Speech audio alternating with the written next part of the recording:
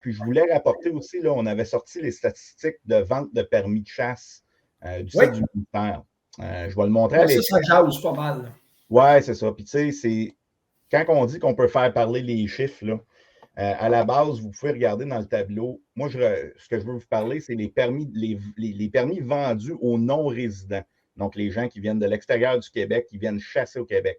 En rouge, ici, là, pour le cerf de Virginie au Québec, regardez 2002-2003, dans ces années-là, dans le début des années 2000. On a même frappé 1830 permis vendus en 2004-2005 de non-résidents. En 2021-2022, 818. C'est la moitié. Donc, il y a moitié moins, puis vous voyez, là, ça descend, là, ça n'a pas rapport avec le COVID. On est dans une pente dans les 20 dernières années.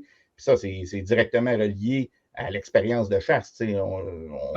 On peut extrapoler là-dessus, mais il reste... David, juste pour te confirmer, regarde, 2008-2009, c'est les deux gros hivers, puis regarde tout de suite après comment ça a tombé. Là. Exact, c'est ça. Puis on va aller voir sur l'île Anticosti.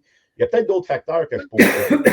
Regardez le nombre de permis vendus des non-résidents sur l'île Anticosti.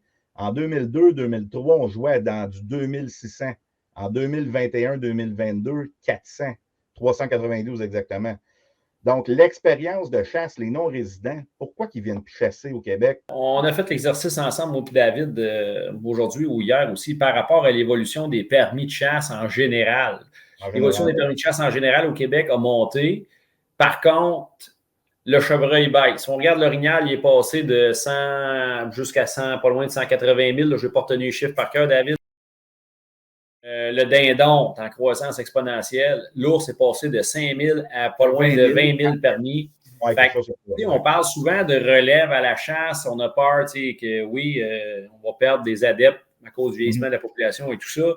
Mais c'est drôle, c'est juste le chevreuil qui est à peu près l'espèce la plus accessible, je pense, qu'on a au Québec, qui est en chute libre. Fait que, regarde, je vois clairement proportionnel à l'expérience de chasse qu'on vit. L'expérience de chasse, c'est clair. Fait que ça, c'est le nombre de permis, les ventes totales. Donc, si on regarde les résidents, bien, on est en augmentation. En 2003, on était à 483 000. Là, on est à 557 000. Mais l'orignal est en augmentation. Les permis de vente d'ours ont 6-7 fois plus dans le dernier 20 ans. Là, on a ajouté le dindon sauvage en 2010-2011, si je ne me trompe pas. Le dindon sauvage, c'est en explosion. Le double abattage, c'est 20 000 permis par année de double abattage. Depuis 2 ans, c'est 20 000 permis de plus qui se vend à cause du double abattage, qui est inclus là-dedans. Mais quand on regarde les non-résidents, on va regarder en 2002, 22 000 non-résidents. Ça inclut l'orignal, l'ours, chevreuil, dindon, tout. Mais là, en 2021-2022, 5 800. Hey, c'est une drop, ça, là. C'est majeur, là. Écoute, tu sais, là, puis tu l'as dit, la relève, là, il n'en manque pas tant que ça. Là. La relève, là, il y en a des jeunes. Là.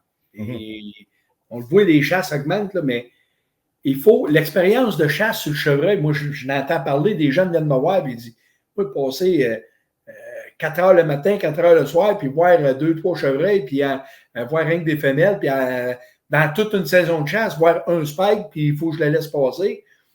C'est clair que ça devient difficile pour ces clientèles-là de les garder. C'est d'autant plus important d'avoir cette qualité de chasse-là pour s'assurer que notre sport revienne en bon équilibre, parce que là, présentement, on n'a pas le produit pour attirer la clientèle.